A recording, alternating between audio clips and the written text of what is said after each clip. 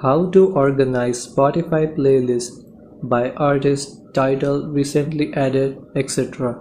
Hello and welcome to our channel. In this tutorial, I'm going to show you how you can easily organize your Spotify playlist.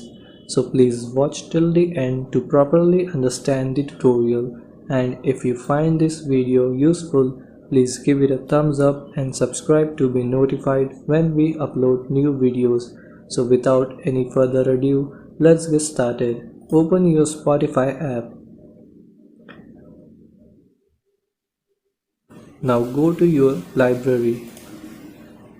Now here select playlists and open the playlist you want to organize.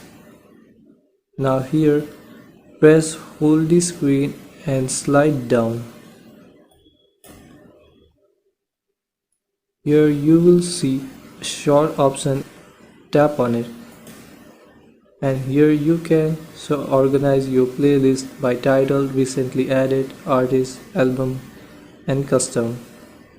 So this is how you can organize your Spotify playlist. Thanks for watching.